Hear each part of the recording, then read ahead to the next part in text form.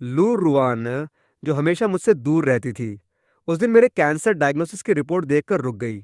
पर बात करते हुए उसने पूछा कि तुम्हें कितने महीने बचे हैं। मुझे लगा वो हमारे 5 साल के कॉन्ट्रैक्ट की बात कर रही है, तो मैंने कहा करीब 1 महीना बाकी है। वो चुप हो गई। बाद में जब मैं चुपके से नया साल मनाने विदेश चला गया, तो एक दोस्त ने बताया कि लू रुआन पागलों की तरह अपने बीमार पति को ढूंढ रही है, उसे जिंदा या मुर्दा ही सही, धरती खोदकर भी ढूंढेगी। उस समय वो पूरी तरह से डूबी हुई थी उस डायग्नोसिस में। उसे नहीं पता था कि वो सिर्फ एक एक्सेसरी थी। फिर वो होश में आई। टेबल पर 3 डिश और एक सूप था, जो सब लू रुआन के फेवरेट थे। पर उस रात उसकी भूख नहीं थी। उसने कुछ निवाले खाए, फिर ऊपर देखकर मुझसे पूछा कितना टाइम बचा है। मैं थोड़ा चौंका, फिर समझ गया कि वो 5 साल के कॉन्ट्रैक्ट की बात कर रही है। मैंने कहा एक एक महीना बाकी है। मैं उस दिन के लिए पूरी तरह तैयार था। जब हमारी शादी हुई थी, तो लू रुआन की सेक्रेटरी ने मुझे सख्ती से वार्न किया था कि लू रुआन ने मुझसे पारिवारिक दबाव और सबसे बढ़कर इसलिए शादी की थी क्योंकि मेरी शक्ल उसके व्हाइट मूनलाइट से थोड़ी मिलती थी, जो 5 साल पहले विदेश चला गया था। मैं सिर्फ एक सब्स्टिट्यूट था, और अब वो व्हाइट मूनलाइट वापस आने वाला है। अचानक उसने कॉन्ट्रैक्ट के बारे में पूछा, तो मुझे लगा वो चाहती है कि मैं उसके लिए जगह छोड़ दूं। बात खत्म करने के बाद मैंने देखा कि लू रुआन के माथे पर थोड़ी शिकन आ गई। मैंने बेबसी से कहा, प्लीज टेंशन मत लो मैडम, उस समय तक मैं खुद ही चला जाऊंगा। मैं समझ सकता हूँ, आखिर 5 साल से तुम उसी का इंतजार कर रही हो। तुम नहीं चाहोगी कि तुम्हारे साथ कोई और आदमी दिखे। इन सालों में लूरवान ने मेरे साथ काफी अच्छा बिहेव किया है, तो मुझे उसे मुश्किल में नहीं डालना चाहिए। तो क्या कहते हो मैडम? मैं जल्द से जल्द शिफ्ट हो जाऊं, पर योंग चेन में फ्लैट ढूंढना मुश्किल है। क्या तुम मुझे 3 दिन दे सकती हो? 3 दिन में मैं पक्का शिफ्ट हो जाऊंगा। क्या तुम सच में इतना शिफ्ट होना चाहते हो? इस पर लूरवान को कुछ गुस्सा आया। मैं नहीं समझ पाया। वो उठी और बोली, मैंने तुम्हें जाने को नहीं कहा, बस यही रहो। फिर सीधे स्टडी रूम में चली गई। मैं उसे देखता रहा। आमतौर पर लूरवान खुद से बात नहीं करती थी। आज उसने खुद से कॉन्ट्रैक्ट पूछा, तो जाहिर है वो ये मामला जल्दी सॉल्व करना चाहती है, और मैं पहले ही जाने को तैयार हूँ। लॉजिकली उसे खुश होना चाहिए था, पर क्यों गुस्सा हुई? सोचने पर मुझे लगा कि वो एक बहुत बड़ी बिजनेस प्रेसिडेंट है। उसमें कॉन्ट्रैक्ट की स्पिरिट है। वो अपनी इज्जत नहीं खोना चाहती, इसलिए कॉन्ट्रैक्ट का बचा महीना पूरा करना चाहती है। वो हमेशा ऐसी रही है। हालांकि मेरे साथ डिस्टेंस रखा, पर वादा कभी नहीं तोड़ा। चूंकि वो कॉन्ट्रैक्ट की रूह है, तो मैं भी बेहिसाब नहीं हो सकता। बेहतर होगा जल्दी से रहने की जगह ढूंढूं। डिनर और साफ सफाई के बाद मैंने कॉफी टेबल से एक फाइल उठाई और कमरे में आ गया। ये फिल्म 3 दिन में शूट शुरू होगी। मुझे जल्दी से स्क्रिप्ट समझनी है। फाइल खोलते ही मैं चौंक गया, क्योंकि ये डायग्नोसिस मेरे साथ था। ये डायग्नोसिस मेरे किरदार की एक एक्सेसरी थी। शायद गलती से ये एक्सेसरी स्क्रिप्ट के साथ आ गई। डिनर के बाद मैं स्टडी टेबल पर बैठा और पूरे फोकस के साथ स्क्रिप्ट पढ़ने लगा। चाहे जो भी करूँ, 100% एनर्जी लगाता हूँ। गुजी ने मेरे लिए जो रोल दिलाया है, वो सिर्फ एक सपोर्टिंग कैरेक्टर है और लो बजट की एक वेब सीरीज है। फिर भी मैंने पूरे जोश के साथ इस किरदार की पर्सनैलिटी समझने में लगा दिया। वक्त तेजी से बीता और 9 बज गए। मैंने घड़ी देखी और किचन की तरफ बढ़ा। लू रुआन एक वर्कहॉलिक है, खासकर जब से उसने फैमिली बिजनेस को हैंडल किया है। इतनी बिजी रहती है कि ठीक से खाना भी नहीं खा पाती। धीरे धीरे उसे पेट की भयंकर बीमारी हो गई। जब मुझे पता चला, तो मैंने काफी पैसे खर्च करके कई फेमस डॉक्टर्स से सलाह ली। मेडिसिन की बहुत सी किताबें खरीदी और एक हर्बल दलिया बनाने का तरीका ढूंढ निकाला। बहुत अच्छा काम करता है। जब से लू रुआन ये दलिया खाने लगी है, उसके सिम्टम काफी कम हो गए हैं। इसलिए हर रात मैं उसके लिए दलिया बनाता हूँ, चाहे लू रुआन अक्सर घर पर हो या न हो। पिछले 5 सालों से मौसम चाहे जो हो, मैं ये दलिया भेजता हूँ। एक अच्छे एम्प्लॉय की तरह मैं खुद को काफी ईमानदार समझता हूँ। जल्दी से सुगंधित दलिया तैयार हो गया। मैंने एक बड़ी बॉल भरी और स्टडी रूम के दरवाजे तक पहुंचा। तभी अंदर से लू रुआन की आवाज आई।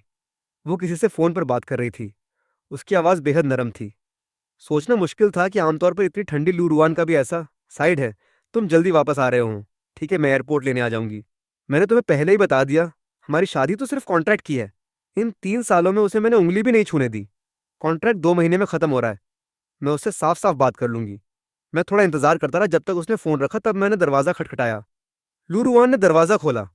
मैंने कहा, मैडम अभी दलिया बनाया है, गरम गरम पी लीजिए, मैं डिस्टर्ब नहीं करूंगा।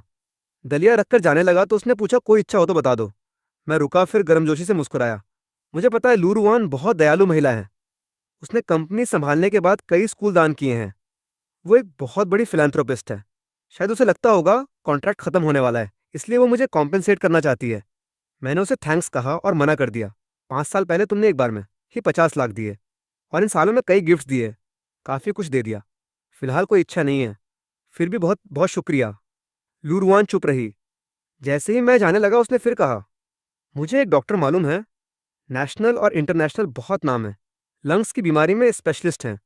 मैंने उन्हें फ़ोन कर दिया है, उनका कॉन्टैक्ट डिटेल तुम्हें भेज दूंगी, तुम जाकर दिखा सकते हो। ये सुनकर मेरा दिल थोड़ा भर आया। 5 साल पहले जिस अनाथालय में मैं रहता था उसमें अचानक आग लग गई थी। चेन दादाजी ने अपनी जान की परवाह किए बिना बच्चों को बचाया। न सिर्फ उनके शरीर पर बुरी तरह जल गए, बल्कि बहुत सारा धुआं अंदर चला गया, जिससे फेफड़ों की बड़ी बीमारी हो गई। मैंने ये कॉन्ट्रैक्ट सिर्फ चेन दादाजी के इलाज और अनाथालय को फिर से बनाने के लिए पैसे जुटाने को साइन किया था। मैंने ये लूरवान को कभी नहीं बताया, क्योंकि मुझे लगा उसे इन चीज़ों से परेशानी नहीं होगी। पर लगता है मैं गलत था। वो खुद ही चुपके से पता कर रही थी। मैंने फिर थैंक्स कहा। अगले दिन सुबह जल्दी उठकर मैंने बढ़िया नाश्ता तैयार किया। जब लूरवान के उठने का इंतजार कर रहा था तो लिविंग रूम में खड़े खड़े अपने डायलॉग्स प्रैक्टिस कर रहा था। 8:20 पर लूरवान तैयार होकर बाहर आई। सच में ये औरत बहुत खूबसूरत है। कोई भी कपड़ा पहन ले अलग ही छटा है। नाश्ता टेबल पर रखा है, माइक्रोवेव में दूध गर्म है, बहुत सारे ऑप्शंस हैं, जो पसंद हो वो खा लो। लूरवान ने हल्का सिर हिलाया और छोटे छोटे निवालों में बड़े एलिगेंट अंदाज में नाश्ता करने लगी। अमीर घर की बेटी है, बचपन से एलिट एजुकेशन मिली है, उसकी हर मूवमेंट में एक क्लास और एलिगेंस है। लूरवान को सन्नाटा पसंद है। मेरे लिए उसके सामने डायलॉग्स प्रैक्टिस करना ठीक नहीं था। जैसे ही मैं अपने कमरे में जाने लगा उसने आवाज़ लगाई, कल मैंने डॉक्टर जियान से तुम्हारी अपॉइंटमेंट बुक करवा दी थी। आज यंग चेन हॉस्पिटल में उनका एक्सचेंज है। बाद में तुम उन्हें फ़ोन करके चले जाना। मैंने सिर हिलाया और शुक्रिया कहा। लूरवान झुककर चुपचाप नाश्ता करती रही। मैं कमरे में आकर थोड़ा तैयार हुआ। कुछ ही देर में बाहर दरवाजे के बंद होने की आवाज़ आई। शायद लूरवान ऑफिस चली गई। तैयार होकर मैंने टैक्सी से हॉस्पिटल जाने को किया, तभी मेरे सामने एक सफ़ेद पोर्शे आकर रुकी। खिड़की नीचे हुई और लूरवान का खूबसूरत चेहरा दिखा। अंदर आओ, मैं छोड़ देती हूँ। मैं थोड़ा चौंका। मैं जानता हूँ इस कार का मतलब लूरवान के लिए।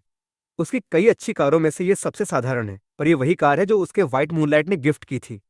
लूरवान इस कार को बहुत स्पेशल ट्रीटमेंट देती है। उसके करोड़ों की स्पोर्ट्स कारों को कोई फर्क नहीं पड़ता, पर इस कार को प्यार से साफ करती है। किसी और लड़के को इस कार में नहीं बैठने देती, यहाँ तक मुझे भी नहीं। मैंने कहा, मैडम टेंशन मत लीजिए, मैं टैक्सी ले लूंगा।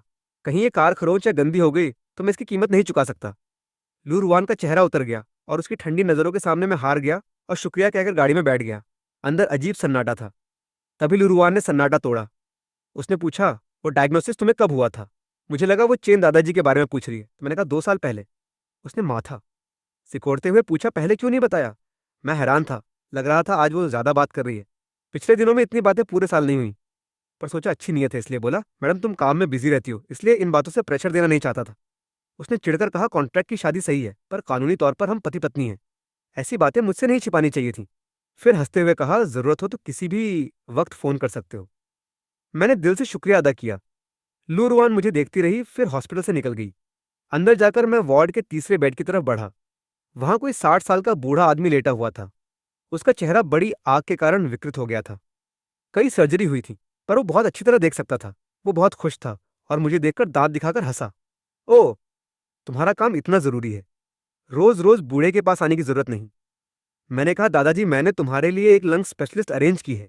आज वो हॉस्पिटल में आए हुए हैं, बाद में उनको बुलाकर चेक करवाएंगे। मैं बेड के पास बैठ गया और सेब छीलने लगा। अभी आधा छीला था कि डॉक्टर्स का एक दल वार्ड में आ धमका। सबसे आगे एक लंबी डॉक्टर थी और मास्क पहने होने के बावजूद उसकी आंखों से कमाल का सौंदर्य झांक रहा था। ये थी सू श्याओक्स्यू, प्रोविंस हॉस्पिटल की जीनियस डॉक्टर और चेन दादाजी की ट्रीटिंग फिजिशियन। मैंने जल्दी से हेलो कहा। पिछले 10 सालों से उनकी देखभाल करने के लिए डॉक्टर बाय का शुक्रिया। इस दयालु डॉक्टर का मैं बहुत एहसानमंद हूँ। सू श्याओक्स्यू ने मुझे एक तरफ बुलाया और पूछा कि क्या तुम इन दिनों पैसों की कमी तो नहीं महसूस कर रहे हो? चेन दादाजी के इलाज का खर्च खत्म हो गया है। मैं तुरंत समझ गया वो क्या कहना चाहती थी। सच में आजकल पैसों की बहुत कमी है। लूरवान ने शुरू में जो 50 लाख दिए थे वो खत्म हो चुके थे। पिछले 2 सालों में थोड़ा और पैसा कमाया था, सब इलाज और अनाथालय में लगा दिया। मैंने लूरवान से पैसे मांगने के बारे में भी सोचा था, पर वो मेरी कुछ नहीं लगती, बल्कि उसने मुझे अच्छा रखा है। मैं उसके सामने मुंह नहीं खोल सकता। मैंने डॉक्टर बाय को थैंक्स कहा और उनकी मदद ठुकरा दी। सू श्याओक्स्यू ने पिछले सालों में मेरी बहुत मदद की है। मैं उनके एहसानों के नीचे और नहीं दबना चाहता। वो हल्की सी सिसकी, 10 साल का साथ था। वो मेरा मिजाज जानती थी। मैं दिखने में भले ही हल्का हूं, पर जिद में किसी से कम नहीं। उसने कहा, ठीक है, जरूरत हो तो बता देना, जब तक तुम मुझे अपना दोस्त न समझो। बेशक मुश्किल में पहले तुम ही काम आओगे। उसके चेहरे के मांस के पीछे एक हल्की लाली दौड़ गई और उसकी नजरें मेरे चेहरे पर ठहर गईं। उसका दिल तेजी से धड़कता है। सबके चले जाने के बाद भी वो देखती रही। एक साथी ने आकर उसके कंधे पर हाथ रखा तो वो चौंकी। उसने देखा अपने बेस्ट फ्रेंड वांग जी का हंसता चेहरा। वांग जी ने छेड़ा क्या तांता लगा रखा है। सु शाओजू ने झल्लाते हुए कहा, तू और मैं जानते हैं, हर बार देखती है तो आंखें फटी की फटी रह जाती हैं। उसका चेहरा और भी गुलाबी हो गया। बकवास बंद कर। उसके लिए सिर्फ एक डॉक्टर और मरीज के परिवार वाले के बीच का सामान्य आदान प्रदान है। इतना बढ़ा चढ़ाकर मत बोल। क्या तुम खुद इस बात को मानती हो? इन 10 सालों में तुमने उस चेन बूढ़े की अपने दादा की तरह देखभाल की है। मैंने कभी इतने लगन से मरीज की देखभाल करने वाला डॉक्टर नहीं देखा। सच कहूं तो क्या तुम उनकी पोती बन गई हो, सु श्योक्स्यू? अगर सच में पसंद है तो पीछा करो। आजकल इसमें कौन सी बड़ी बात है? ये लड़का भी काफी अच्छा है, सुपर हैंडसम और बहुत जेंटलमैन है। उसके अनाथालय में इतने लोग आते हैं पर सब सिर्फ एक नज़र देखकर चले जाते हैं। सिर्फ वो ही है जिसने 10 साल पहले से आज तक ऐसे ही देखभाल की है। आज के समय में ऐसे संस्कारी लोग कम हैं। भले ही उसके पास पैसे न हों, पर तुम्हारे परिवार के पास तो पैसों की कमी नहीं है। सू श्योक्सू की आंखों में एक तकलीफ थी। उसे आज भी वो दिन याद है, 10 साल पहले जब मैं उसके सामने घुटनों के बल बैठा था, आंखों में अनुरोध और बेबसी लिए चेन बूढ़े को बचाने की गिड़गिड़ाहट कर रहा था। उस समय अनाथालय में बहुत सारे लोग थे। कुछ को बड़ी आग की चिंता थी कि उनका सब कुछ जलकर राख हो गया। कुछ चेन दादाजी की सेफ्टी को लेकर टेंशन में थे। पर सिर्फ मैं ही था जो पूरे दिल से मरीज की सुरक्षा और उसकी चिंता में लगा हुआ था। उसके बाद वो रोज मुझे चेन दादाजी के बेड के सामने खड़ा देख सकती थी, दिन ब दिन।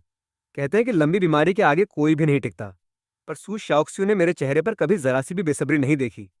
शायद इसी ईमानदारी ने उसे हिलाकर रख दिया और उसने भी चेन दादाजी की केयर में अपनी पूरी ऊर्जा लगा दी। धीरे धीरे वो मुझसे परिचित हो गई। जिस चीज ने सच में दोनों के बीच रिश्ता बेहतर किया वो था एक मेडिकल डिस्प्यूट। 1 साल पहले मरीज के परिवार वाले 7-8 लोगों की टोली में आए। गैस पॉइजनिंग का मरीज इलाज न हो सका तो उन्होंने हॉस्पिटल और डॉक्टर को दोषी ठहराया।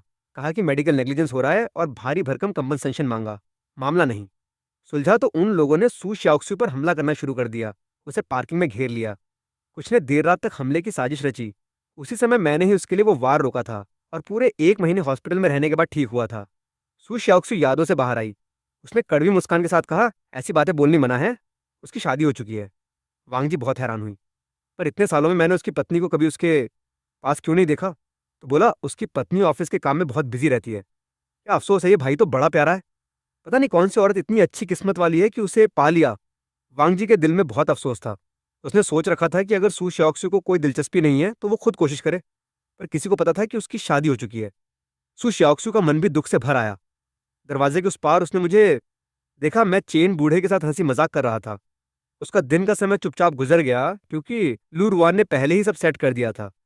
डॉक्टर जियान के साथ अपॉइंटमेंट बहुत अच्छी रही।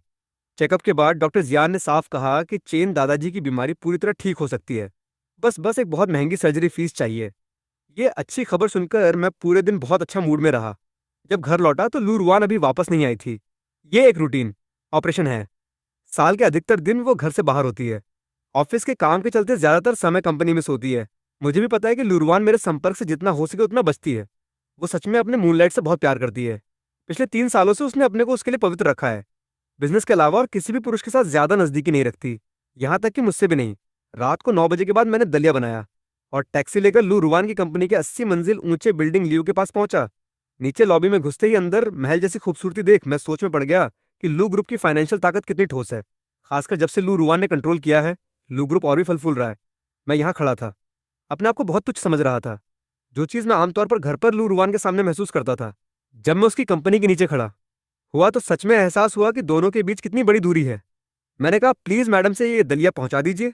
सेक्रेटरी सुसान एलिवेटर से बाहर आई और उसने अपना पतला हाथ बढ़ाया। मैंने दलिया उसके हाथ दे दिया और जाने लगा। तभी उसने कहा कि जोयू के लौटने की डेट आगे बढ़ गई है। हो सकता है कल शाम तक वो वापस आ जाए।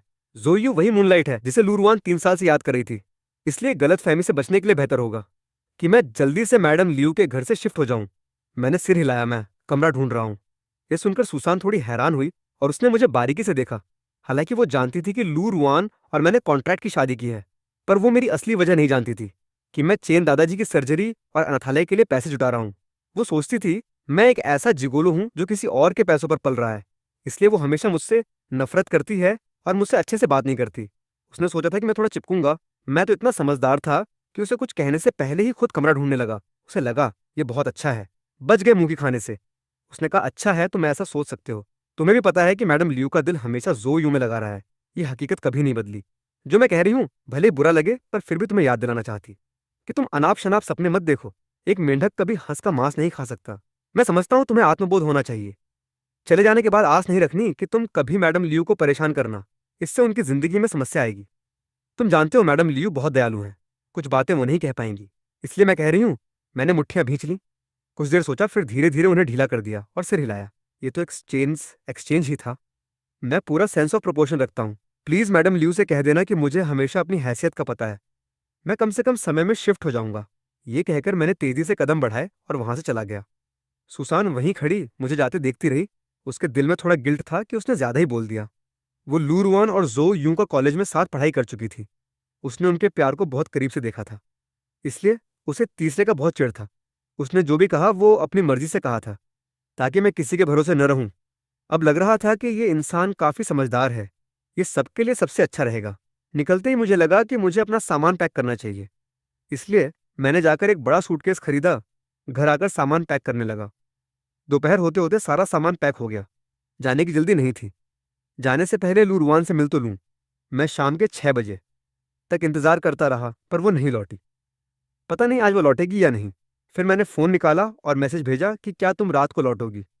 लू रुआन ने सिर्फ 2 शब्दों में जवाब दिया, काम है। मैंने फिर लिखा, मैंने सारा सामान पैक कर लिया है। रात को शिफ्ट हो सकता हूँ। तुमसे पर्सनली मिलकर जाना चाहता हूँ। अगर तुम बिजी हो तो यहीं बता देता हूँ। दवा और दलिया का नुस्खा मैंने डाइनिंग टेबल पर रख दिया है। आगे से तुम्हें दलिया नहीं भेज पाऊंगा। मैं इन 2 दिनों में फ्री हूँ।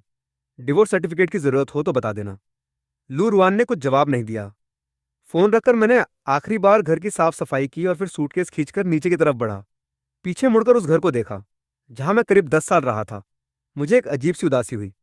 आखिर इतनी देर रहा था, थोड़ा तो एहसास होगा। इस बार जाऊंगा तो शायद इस जिंदगी में दोबारा नहीं लौटूंगा। थोड़ा सोचकर मैंने दरवाजा खोला और बाहर निकल गया।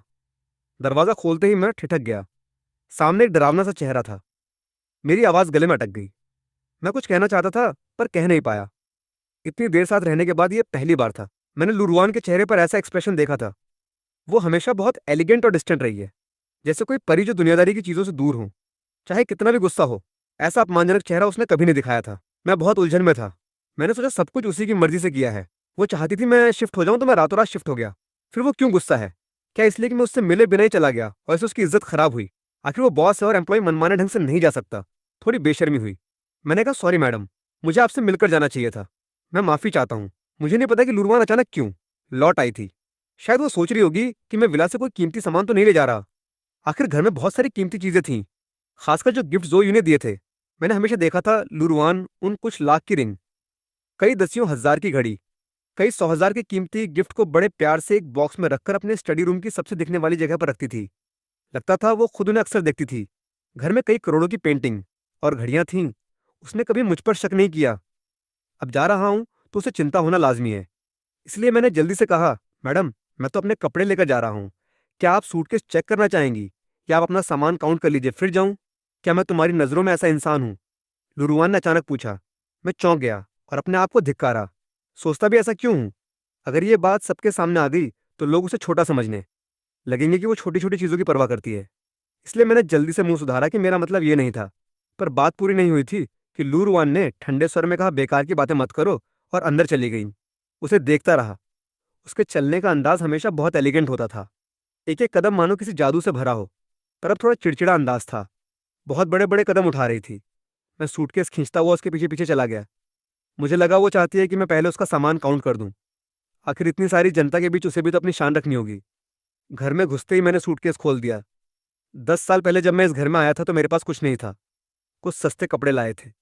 अब जो कपड़े सूटकेस में हैं वो मैंने बाद में खरीदे हैं, सस्ते नहीं हैं।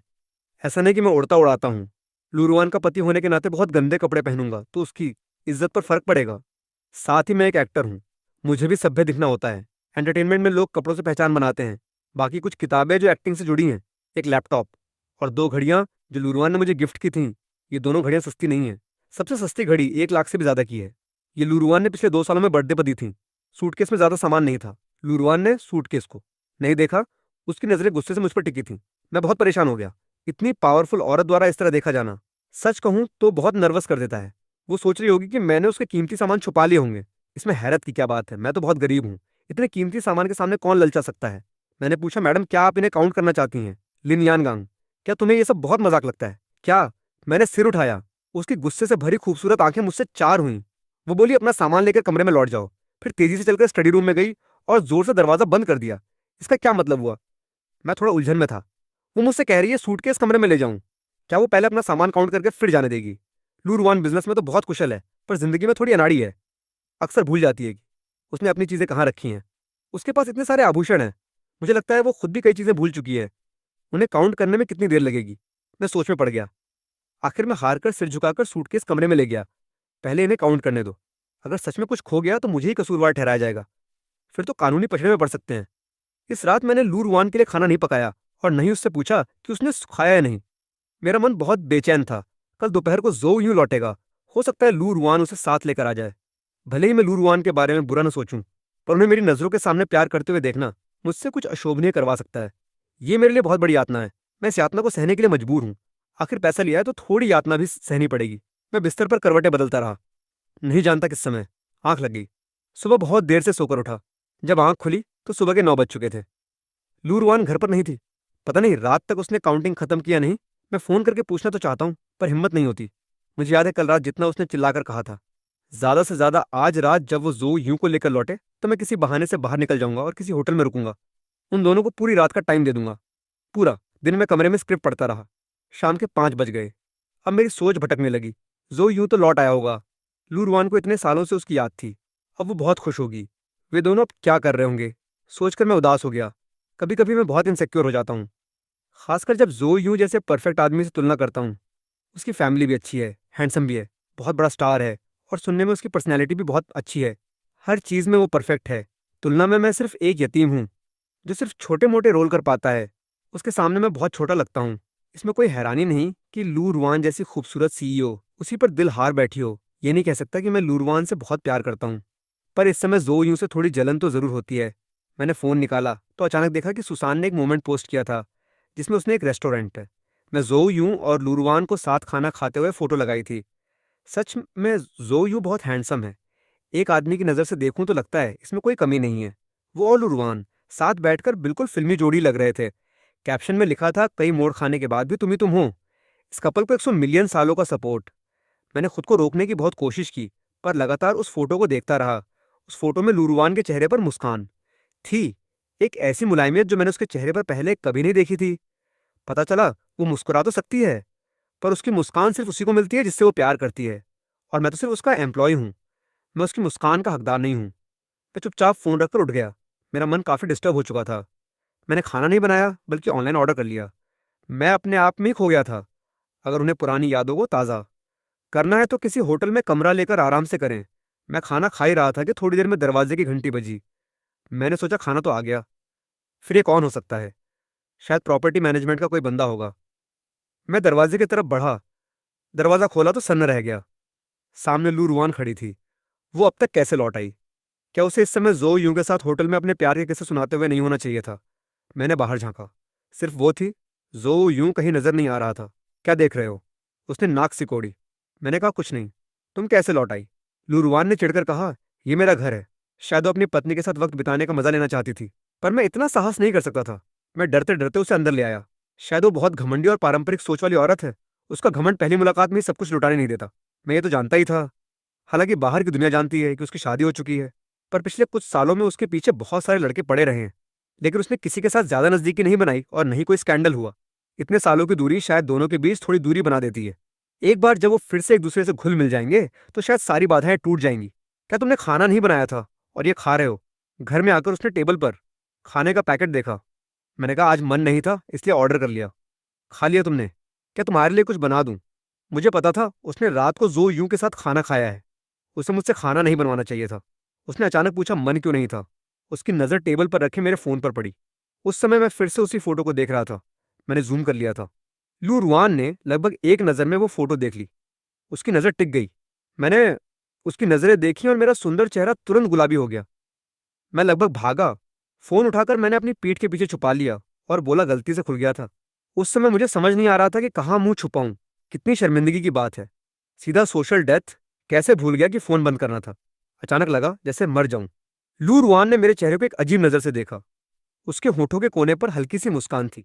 मैं नीचे देख रहा था तो उसके चेहरे की खूबसूरती पर नजर नहीं गई। ज्यादा खाना ऑनलाइन ऑर्डर करने का खाना सेहत के लिए ठीक नहीं होता। लुरुआन ने एक वाक्य कहा और सीधा स्टडी रूम में चली गई। मैंने राहत की सांस ली।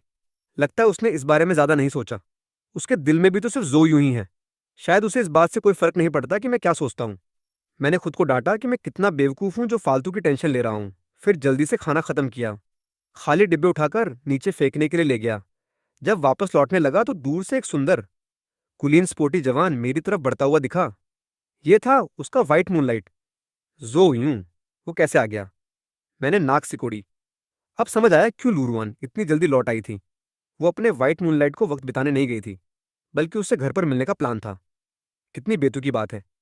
मैं सोचता था कि लूरुआन अपनी शराफत के कारण किसी को इतनी जल्दी घर नहीं लाएगी, पर लगता है मैं अति सोच रहा था। आखिर ये वो आदमी है जिससे वो बेइंतहा प्यार करती है। इतने सालों की जुदाई के बाद कैसे वो एक पल के लिए भी उससे दूर रह सकती है? पर इस समय मुझे बेहद बेचैनी हो रही थी। मैं सोच रहा था कि क्या मुझे वापस जाना चाहिए या नहीं। जल्दी से यहाँ से निकल जाऊं और इस बीमार इश्क की जोड़ी को अपनी जगह दे दूं, या पहले ऊपर जाकर लूरुआन से मिल लूं फिर चला जाऊं। जो यूं जब पास आया तो मैं मन ही मन उसकी तारीफ किए बिना नहीं रह सका। यह आदमी सच में खूबसूरत है। मेरी शक्ल और जो यूं की शक्ल में कुछ समानता है। शायद सड़क पर चलते हुए कोई भूल से हमें भाई समझ सकता है। ये कोई हैरानी नहीं कि लूरुआन ने मुझसे कॉन्ट्रैक्ट की शादी करने के लिए इतने पैसे खर्च कर दिए। इतना सामान चेहरा देखकर मुझे थोड़ी खुशी और थोड़ा गम दोनों हो रहा था। खुशी इसलिए कि इसी चेहरे की वजह से लू रुआन ने मुझे नोटिस किया और मैं चेन दादाजी के इलाज के लिए पैसे जुटा पाया। और गम इसलिए कि इसी चेहरे की वजह से मैं किसी और की सब्स्टिट्यूट बनकर रह गया। क्या तुम लिनान हो? जब मैं उलझन में था तभी जो यूं ने मुझे ऊपर से नीचे देखा। उसकी नजरों में 3 हिस्सा मजाक और 7 हिस्सा उपहास था। मैंने सिर उठाया। दोनों की नजरें 4 हुईं और मैंने उसकी नजरों में घृणा महसूस की।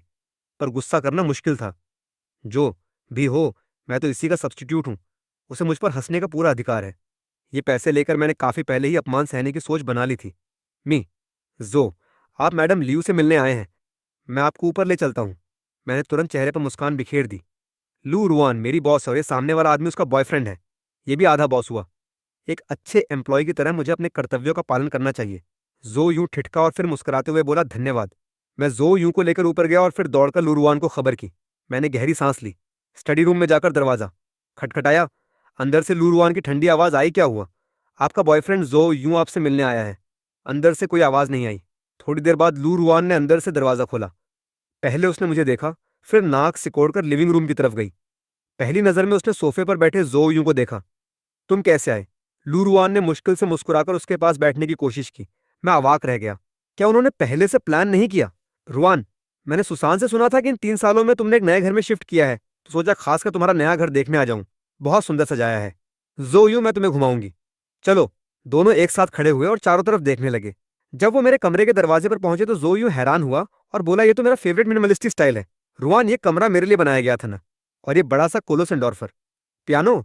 मुझे याद है मैंने सिर्फ एक बार तुमसे जिक्र किया था कि मुझे ये पियानो बहुत पसंद है। तुमने सच में इसे खरीद लिया। रुआन, तुम बहुत प्यारी हो। मैं फल काट कर लौटा और उनकी बातें सुन ली। मैं उदास हो गया तो इस कमरे की सजावट का स्टाइल भी जो यूं की पसंद के हिसाब से किया गया था। मुझे भी ये सादा सुंदर स्टाइल काफी पसंद है, खासकर वो पियानो। मैं तो इस दुनिया का नहीं हूँ। पिछली जिंदगी में मैं यतीम ही था। एक बाबा ने पाला था। अपनी मेहनत से 985 म्यूजिक कॉलेज में पढ़ाई की थी, इसलिए मुझे म्यूजिक से बहुत लगाव था। इस दुनिया में आकर जब मैंने वो पियानो देखा तो बहुत प्यार सा हो गया था। रोज लुरुआन के ना होने पर उसे बजाता था। एक बार वो जल्दी घर लौट आई थी, कोई फाइल लेने। अचानक उसने मुझे कमरे में पियानो बजाते देख लिया। मुझे याद है उसका चेहरा बहुत उदास था, मानो पानी टपकने वाला हो, और उसका लहजा काफी तीखा था। किसने इजाजत दी इस पियानो को बजाने की? आगे से मेरी इजाजत के बिना इस पियानो को मत बजाना। तब मुझे लगा था कि उसे डर है कि कहीं मैं ये महंगा पियानो तोड़ न दूं। मैं माफी मांगता रहा कि फिर कभी नहीं बजाऊंगा। आज पता चला कि ये पियानो उसने अपने व्हाइट मूनलाइट के लिए खरीदा था। सोफे पर बैठा मैं बस उन्हें देखता रहा। लू रुआन और जो यूं वापस लौटे तो मैं खड़ा हो गया। मी जो फल खाइए, मुझे आज रात कुछ काम है। आप लोग बातें करो, मैं चलता हूँ। ये कहकर मैं फटाफट अपने कमरे में आ गया और जैकेट पहनकर बाहर निकलने को हुआ। शायद जो यूं यहीं रात बिताएगा। बेहतर है मैं यहाँ से जल्दी निकल जाऊं ताकि उन्हें टांग ना अड़ाऊं। कहाँ जा रहे हो? लू रुआन ने अचानक बुरे चेहरे से मुझे घूरा। तुम्हारे पास कौन सा काम है? मैं थोड़ा दुखी हुआ। मैं तो सोच रहा था तुम दोनों को वक्त दे रहा हूं। और क्या चाहिए? क्या मैं यहाँ पड़ा रहूं तो तुम्हें अच्छा लगेगा? पता नहीं इस औरत के दिमाग में क्या चल रहा है। मेरे पास कोई बहाना नहीं था। मैं सन्न रह गया। उसकी आवाज और भी ठंडी हो गई। यहीं बैठे रहो। मैं वहीं के वहीं अटक गया। जो यूं ने हंसते हुए कहा, रुआन, मिस्टर फैन को काम हो तो जाने दो। मैंने राहत की सांस ली। मैंने उसे थैंक्स वाली नज़र से देखा। सच में भले ही मैं एक अच्छा एम्प्लॉय हूँ और बॉस की हर हिदायत मानता, पर मुझे किसी को प्यार करते देखना या उनकी बातें छुपकर सुनना कोई शौक नहीं है। जैसे ही मैं जाने को मुड़ा, लूरुआन ने फिर आवाज लगाई, रुको। मेरा बाहर रखा हुआ पैर फिर से अटक गया। जो यूं, अब बहुत देर हो गई है, तुम क्यों नहीं जल्दी आराम करते? उसने मधुर स्वर में कहा। जो यूं थोड़ा चौंका। उसे यकीन नहीं हुआ। वो आज रात कुछ न कुछ होने की उम्मीद में आई थी, यहां तक कि अपने बैग में कॉन्डम तक रखे थे।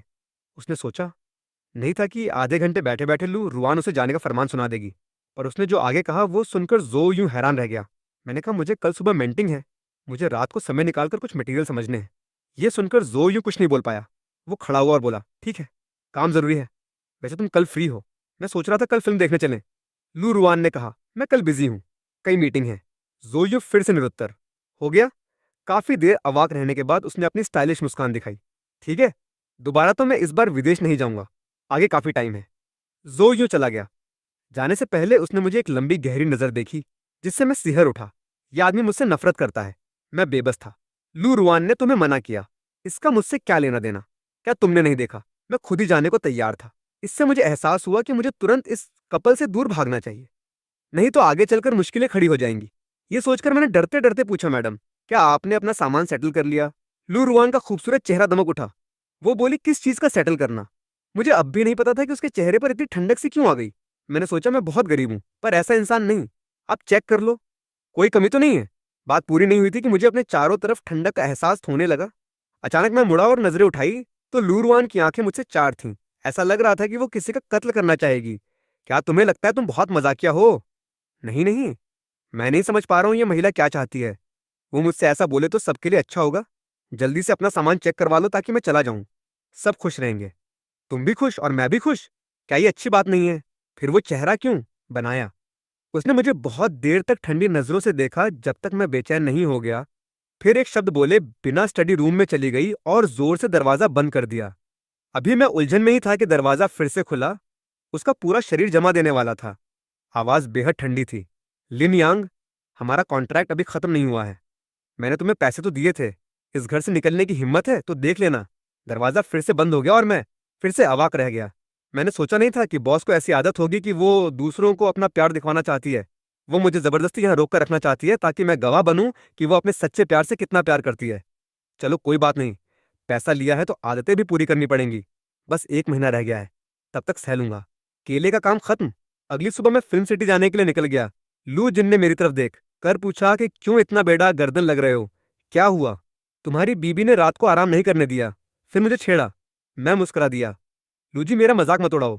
लू जी को तो बस मुझे परेशान करने में मजा आता है। उसने कहा, अगर मेरे घर भी कोई इतना वफादार कुत्ता होता तो मैं भी पूरी रात उसे सताऊंगी नहीं। मेरा चेहरा उतर गया। पता नहीं क्या जवाब दूं। फिर वो हंसते हुए पूछने लगी, स्क्रिप्ट कैसी चल रही है? कोई प्रेशर मत लो। तुम्हारा रोल तो बस मिलिट्री ऑफिसर का है, सीन ज्यादा नहीं है, रिक्वायरमेंट भी हाई नहीं है। मैंने सिर हिलाया। शूटिंग का प्लेस योंगचेन फिल्म सिटी में था। विला एरिया से करीब 1.5 घंटे की ड्राइव थी। 8 बजे तक हम पहुंच गए। क्रू मेंबर अभी तैयारी कर रहे थे। लूजी मुझे सीधे डायरेक्टर जेंगी फेन के पास ले गई। ये एक लो इन्वेस्टमेंट वेब सीरीज थी। मेरे किरदार के सीन कम थे। उन्होंने तब मेरी फोटो देखी थी और लूजी के कहने पर मुझे सिलेक्ट कर लिया था। आज मैं पहली बार 50 साल के डायरेक्टर जेंगी फेन से मिल रहा था। वो कभी इंडस्ट्री के काफी नामचीन डायरेक्टर थे। उन्होंने कई हिट शो बनाए थे। बस पिछले कुछ सालों में उनकी किस्मत फिर गई। उनकी हर फिल्म फ्लॉप हुई और धीरे धीरे वो भुला दिए गए। अब वो वेब सीरीज ही कर पाते हैं। लेकिन इंडस्ट्री में उनके पुराने कनेक्शन अभी भी बचे हुए थे। उन्होंने अपनी मोटी चश्मे के पीछे की आंखों से मुझे ऊपर से नीचे तक देखा। उनके अंदर एक गजब की गंभीरता थी। उन्होंने कहा, बुरा नहीं है, काबिल लगता है, फोटो से ज्यादा हैंडसम लग रहे हो। मैंने कहा, डायरेक्टर आप ज्यादा प्यार मत करो, मैं तो नौसिखिया हूँ। उम्मीद है आप मुझे बहुत सारे टिप्स और आलोचना देंगे। कहना आसान है, लूजी के साथ मेरी काफी पुरानी दोस्ती है। उनके लाए हुए इंसान बुरा नहीं हो सकता। जवान, अच्छा काम करो, आगे बहुत मौके आएंगे। जेंग। ईफेन ने मेरे कंधे पर थपकी देकर हौसला बढ़ाया। हम बातें ही कर रहे थे कि अचानक बाहर शोर मच गया। यार, ये तो जो यूं है। सच में जो यूं है। आखिरकार जो यूं को हमने लाइव देख लिया। कितना हैंडसम है। जो यूं हमारे सेट पर क्यों आया? क्या ये इस वेब सीरीज में आ रहा है? मेल लीड तो कभी तय नहीं हुआ था। जो यूं इतना बड़ा स्टार लो इन्वेस्टमेंट वेब सीरीज में कहाँ आएगा? डायरेक्टर साहब कितने बड़े हैं। जो यूं का नाम सुनते ही मैं चौंक गया। थोड़ी देर में मैंने देखा एक लंबा पतला जवान सनग्लास लगाए, 7-8 असिस्टेंट्स और बॉडीगार्ड से घिरा, चिकने कस्टमाइज्ड सूट पहने, हरकत बड़ी ही शानदार। वो जो यूं ही था। लूजी की आंखों में गुलाबी बुलबुले उछल रहे थे। जाहिर है उसे भी जो यूं काफी पसंद था। मैं हैरान था क्योंकि इस सीरीज के ऑडिशन तो हो चुके थे। फिर ये क्या माजरा है? जैंगी फेन जोर से हंसा। उसने कहा, अभी तक तो मैं भी उलझन में था। कल रात मुझे जो यूं के लोगों का फोन आया कि वो इस सीरीज का मेल सपोर्टिंग रोल करना चाहता है, और वो भी बहुत कम पैसों में। मुझे अभी भी सपना लग रहा है। इतनी लो बजट सीरीज में फर्स्ट ईयर स्टार जो यूं का आना तो दूर, दूसरे नंबर के स्टार भी शायद ही आना पसंद करें। अचानक जो यूं ने खुद आकर स्पेशल अपीयरेंस देने का मन बनाया, जिसकी वजह से पूरी रात नींद नहीं आई। लिन यानगांग, तुम्हारी किस्मत जाग, गुजी जोश में बोली। जो यूं इतने बड़े स्टार के साथ तुम्हारी एक्सपोजर काफी बढ़ जाएगी। अगर तुमने अपना किरदार अच्छा किया तो शायद तुम्हें भी थोड़ी नामवरी मिल जाए। मैंने मुश्किल से मुस्कुराया। दूसरे नहीं जानते कि जो यूं इतनी छोटी सीरीज क्यों कर रहा है, पर मैं अच्छी तरह जानता हूँ। सबसे ज्यादा संभावना यह है कि वो मेरे पीछे आया है। मैंने छुपकर जो यूं को देखा जो सितारों की तरह घिरा हुआ था। उसी समय उसकी नजर भी मुझ पर पड़ी। दोनों की नजरें आपस में टकराईं।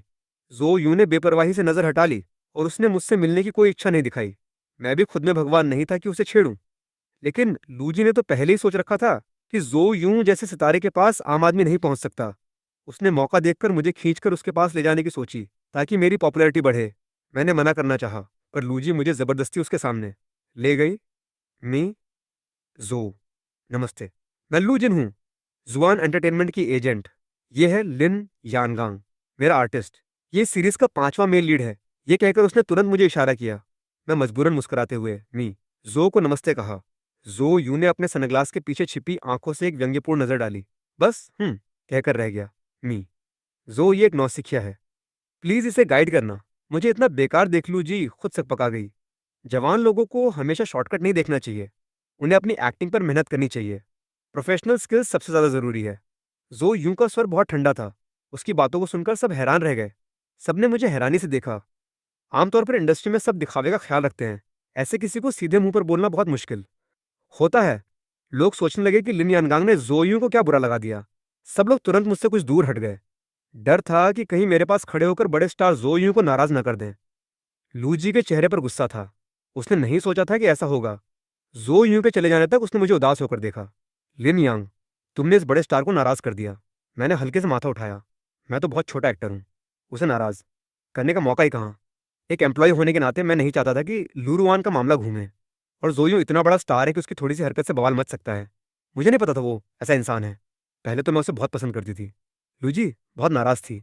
एक आइडल और अपने आर्टिस्ट के बीच उसने बिना झिझक मेरा साथ दिया। वो बोली, उस अकड़ू जो यूं से तो ये मेरा वफादार पिल्ला भला है। कोई बात नहीं, तुम्हारे सीन कम है और जो यूं से कोई सीन नहीं है। बस आगे उससे बच के रहना। लूजी ने मुझे तसल्ली दी। मैं भी यही सोच रहा था। मेरा किरदार फीमेल लीड की यादों में रहता है। उसका जो यूं से कोई सीन नहीं है। डायरेक्टर ने सामने खड़े जवान लड़के की तरफ हाथ हिलाया।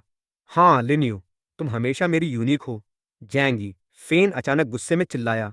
लिन यानगांग, तुम क्या कर रहे हो? यदि तुम एक्ट नहीं कर सकते तो चले जाओ। पता है तुम सबका टाइम बर्बाद कर रहे हो। ये चीख सुनकर सब हैरान रह गए। लिन यांग ने तो अभी बहुत अच्छा अभिनय किया था। उनकी भावनाएं सही थीं। सबको नहीं पता था कि डायरेक्टर को इतना गुस्सा क्यों आया। मुझे माफी चाहिए डायरेक्टर, मेरी गलती है। मैं सच में माफी चाहता हूँ। जैंग यीफेन बाहर से तो बहुत गुस्से में थे, पर अंदर से कमजोर थे। एक और टेक। मैंने अपने दिमाग को ठीक किया और किरदार की सारी भावनाओं को झोंक दिया। लेकिन जैसा भी करता, जैंग यीफेन को संतुष्ट नहीं कर पाता। उनकी डांट और भी ज्यादा बदतर होती जा रही थी। सब समझ गए कि मेरी एक्टिंग में कोई दिक्कत नहीं है, बल्कि डायरेक्टर मुझे जानबूझकर निशाना बना रहे थे। लू जी, तुम क्या साजिश कर रहे हो? तुम मेरे पास ऐसा एक्टर क्यों लाए? जेंगी फेन ने लू जिन को बुलाकर डांटा। मुझे ये एक्टर नहीं चाहिए, इसे जल्दी ले जाओ, बाद में पेनाल्टी दे दूंगा। लू जिन का चेहरा उदास था। उसने कहा, डायरेक्टर जेंग, मुझे स्पष्टीकरण चाहिए। स्पष्टीकरण? तुम्हें क्या स्पष्टीकरण चाहिए?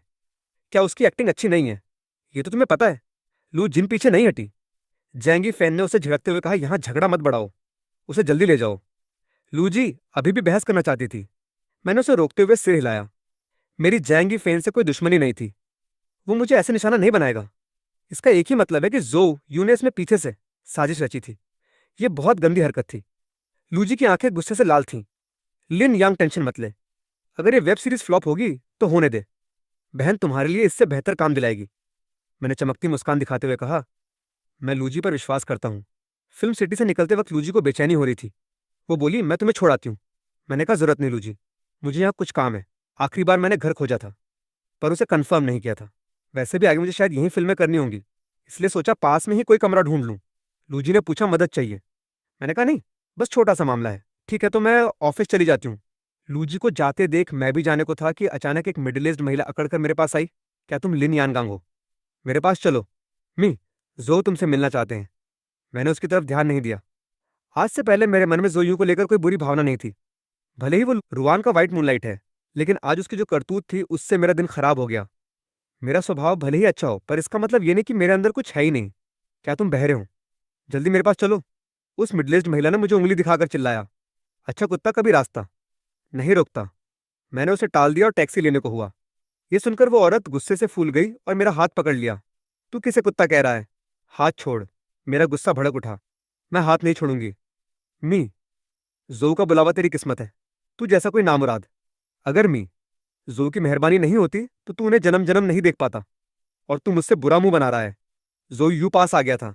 मी, जो, ये लड़का बड़ा एहसान फरामोश है। ये आपसे मिलने से मना कर रहा है। उस मिडल एज्ड महिला ने मुझे नफरत से देखा। जोऊ, यू ने व्यंग्यपूर्ण मुस्कान बिखेरी।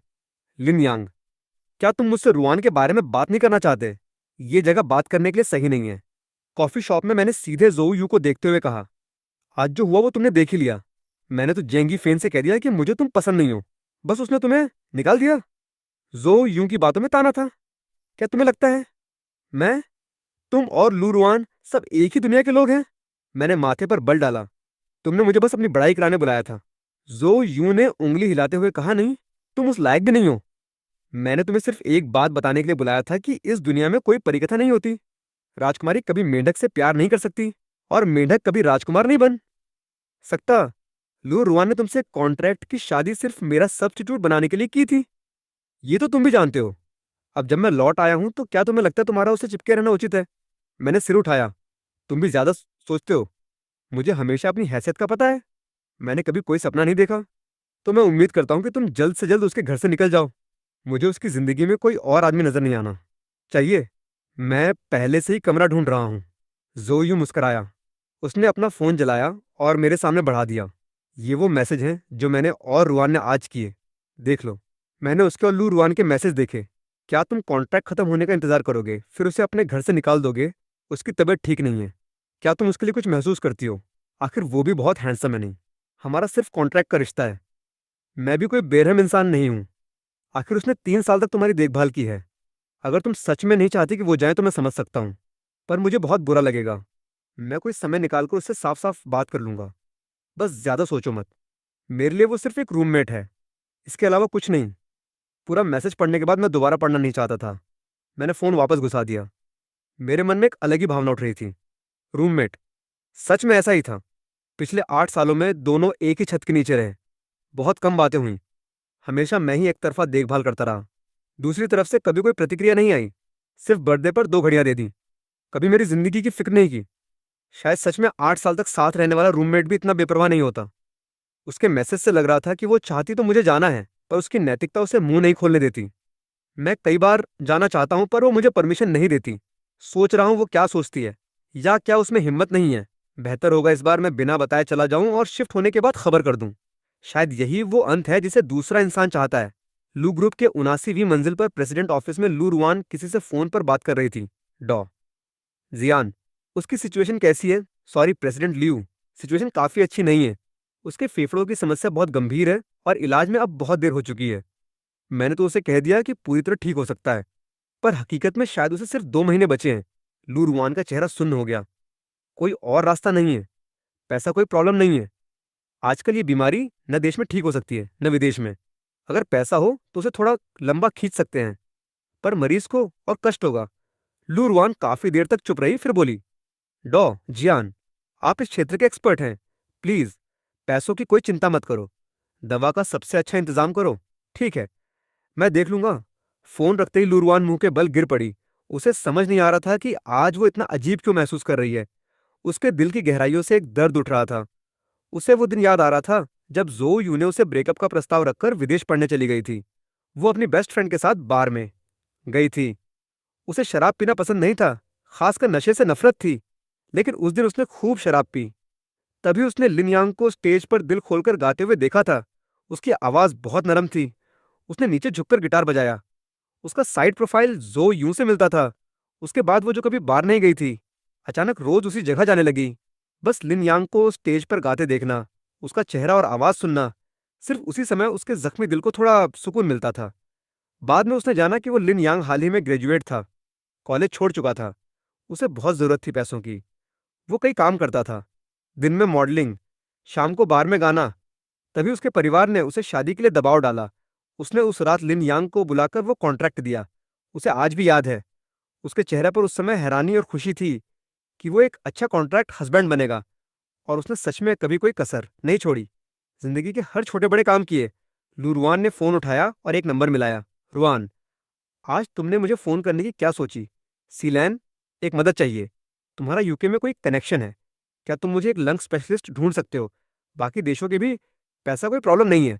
रुआन, तुम्हें क्या हो गया है? मुझे नहीं, मेरे एक दोस्त को फेफड़ों की बीमारी है। ठीक है, मैं पूरी कोशिश करूंगा।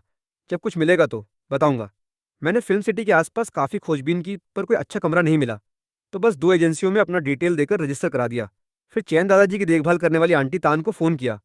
पता चला कि सब ठीक है, तो चैन से घर लौटा। इस बार मैंने पक्का मन बना लिया था कि यहाँ से निकलना है। सारा सामान पैक करके मैंने पास में एक सस्ता होटल ढूंढकर चेक इन कर लिया। रात को होटल में मैं नूडल्स खा रहा था, तभी लू रुआन का फ़ोन आया। काफ़ी देर झिझकने के बाद मैंने उठाया। कहाँ गए हो? लू रुआन का स्वर बहुत ठंडा था, उसमें हल्का गुस्सा था। मैं अब होटल में रह रहा हूँ। मैंने सच कह दिया। घर लौट आओ। मैं चौंक गया। मैं तुमसे कह रही हूँ, लौट आओ। अब यहाँ तक आ गया हूँ। वो और क्या चाहती है? मैंने माथा सिकोड़ते हुए कहा। मैडम लियू, मुझे नहीं लगता लौटना ज़रूरी है। तुम्हारा क्या मतलब है? मैंने सांस ली। मैडम, हमारा कॉन्ट्रैक्ट बस 1 महीने रह गया है। साथ ही जो यूं वापस आ चुका है। अगर मैं वहां रहा तो शायद वो भी अच्छा महसूस नहीं करेंगे और तुम भी खुश नहीं रहोगी। बेहतर है सब यहीं खत्म हो। मैंने कहा, मैंने हिसाब लगा लिया है। 5 साल में 50 लाख, हर महीने लगभग 1,40,000 के हिसाब से। 1 महीना बाकी है, 1,40,000। मैं वो पैसे लौटाने का कोई रास्ता ढूंढूंगा। लेकिन फिलहाल मेरे ऊपर काफ़ी फाइनेंशियल प्रॉब्लम है, इसलिए लौटाने में थोड़ी देर हो सकती है। दूसरी तरफ सन्नाटा था। बस सांसें तेज हो रही थीं, जैसे वो अपना गुस्सा रोक रही हो। मैं थोड़ा परेशान था। तुम तो जो यूं को पहले ही बता चुकी हो कि वो मुझसे जाने को कहेगा। अब ऐसा नाटक करने की क्या जरूरत है? मैडम लियू, टेंशन मत लो।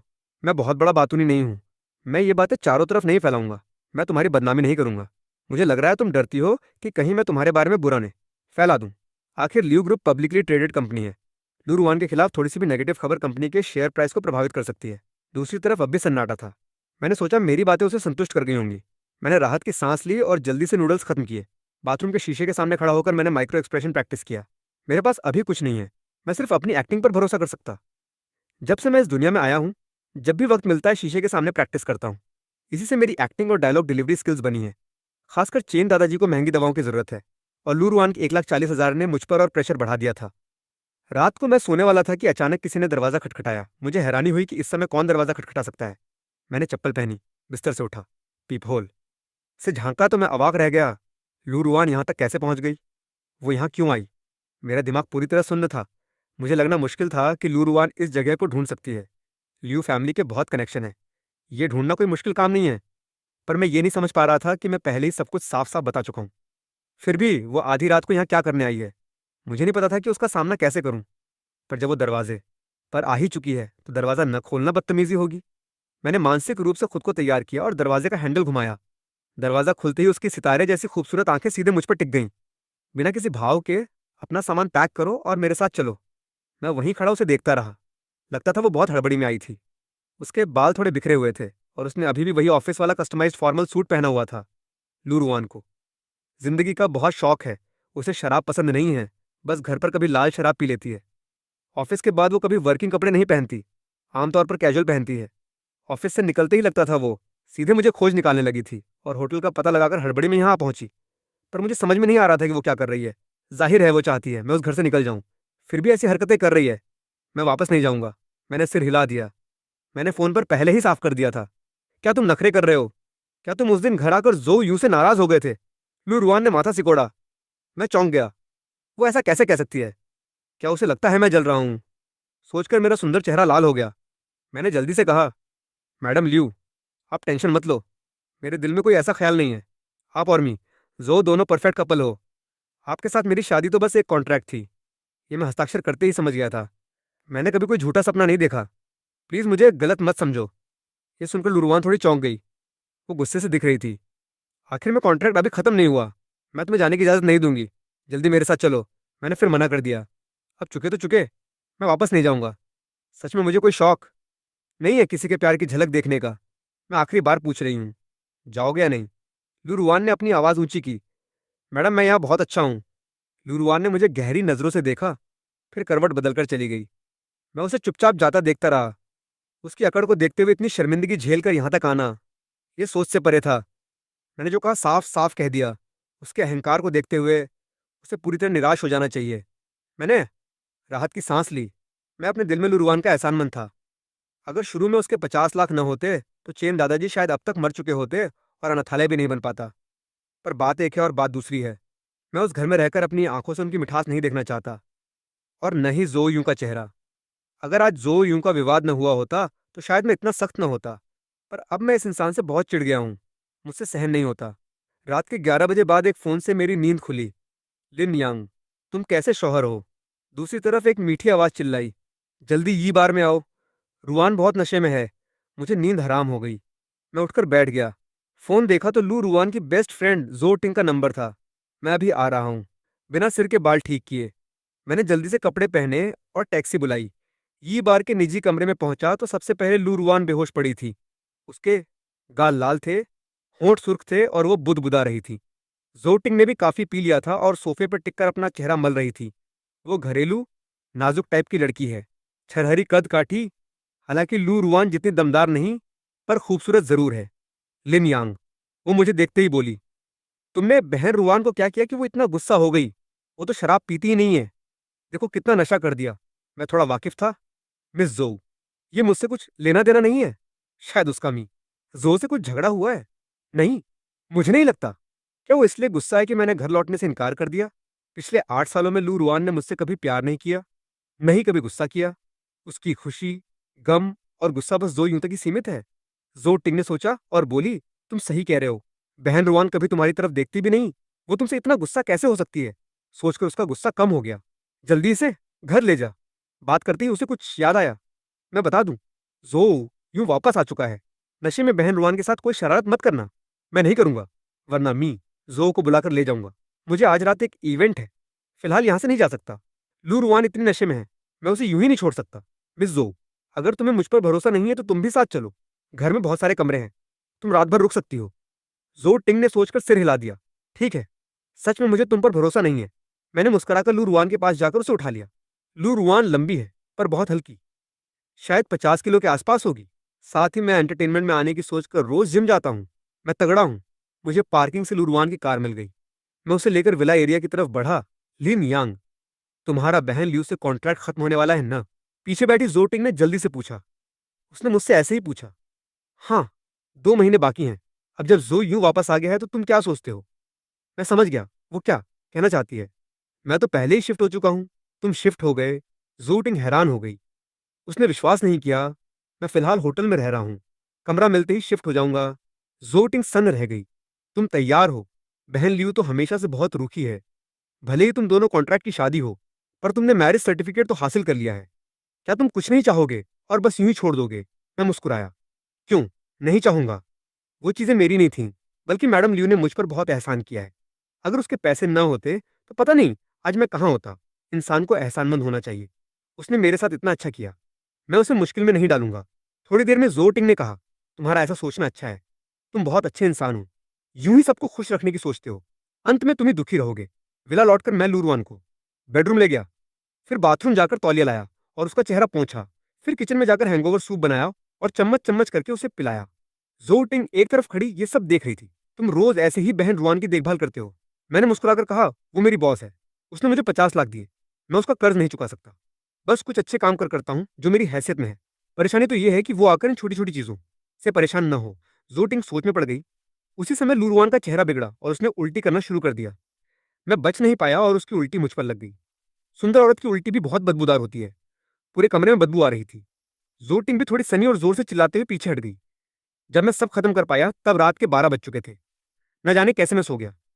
सुबह उठा तो नाश्ता बनाकर रखा ही था, लुरुऑन और जोटिंग तैयार होकर कमरे से बाहर आई। उठ गए। आओ नाश्ता करो। मैं किचन से नाश्ता निकाल रहा था। बहुत बढ़िया नाश्ता बनाया है लिन यांग, तुमने सब कुछ खुद बनाया। दूर से ही खुशबू आ रही है। जीभ लहलहा उठी। उसने वाकई उम्मीद नहीं की थी कि मैं इतना अच्छा खाना बना सकता हूँ। मिस जो, आप मुझे छेड़ रही हैं। बस कुछ मामूली सी चीजें हैं। लू रुआन ने टेबल पर फैले हुए शानदार नाश्ते की तरफ जटिल नजरों से देखा। पिछले कुछ सालों में मैंने अक्सर उसके लिए नाश्ते के नए नए ऑप्शन बनाए। पहले वो इसे हल्के में लेती थी। अब सोचती है कि 5 स्टार शेफ भी हायर कर लूं तो शायद रोज इतना अच्छा खाने की किस्मत नहीं होगी। ये तो बहुत स्वादिष्ट है। लिन यांग, क्या तुम पहले शेफ रह चुके हो? जोटिंग बैठ गई और एक छोटा सा पेस्ट्री लेकर एक निवाला खाया। उसकी बड़ी बड़ी आंखें तुरंत चांद की तरह सिकुड़ गईं। नहीं, पहले अनाथालय में बच्चों के लिए खाना बनाता था। फिर मैडम लियू के पास आने के बाद मुझे काफी वक्त मिल गया और मैंने थोड़ा रिसर्च भी किया था। ये सुनकर लू रुआन ने सिर उठाया। तुम अनाथ हो? ये बात उसे पता नहीं थी। इन सालों में मैं कभी कभी कुछ दिनों के लिए गायब हो जाता था। कहता था घर जा रहा हूँ। वो समझती थी मेरा परिवार है, पर मैं अनाथ था। लू रुआन सोच में पड़ गई। उसे इस कॉन्ट्रैक्ट की शादी से कोई फर्क नहीं पड़ता था। इतने सालों तक वो मेरी मूल स्थिति नहीं जानती थी। हाँ, अनाथालय के चेन दादाजी ने मुझे कूड़े के ढेर से उठाया था। 5 साल की उम्र में एक परिवार ने मुझे गोद लिया, पर 10 साल की उम्र में उनका अपना बच्चा हो गया तो उन्होंने मुझे वापस कर दिया। मैं शांति से नाश्ता करते हुए बोला, जैसे कोई आम बात कह रहा हो। मुझे माफ करना, मुझे नहीं पता था तुम्हारा बचपन इतना दर्दनाक था। जोटिंग की आंखों में सहानुभूति थी। कोई बात नहीं, मैं उस पार हो चुका हूँ। मैंने रुमाल से मुंह पोंछा और उठकर बोला, मैडम, मिस, आप धीरे धीरे खाओ, मैं चलता हूँ।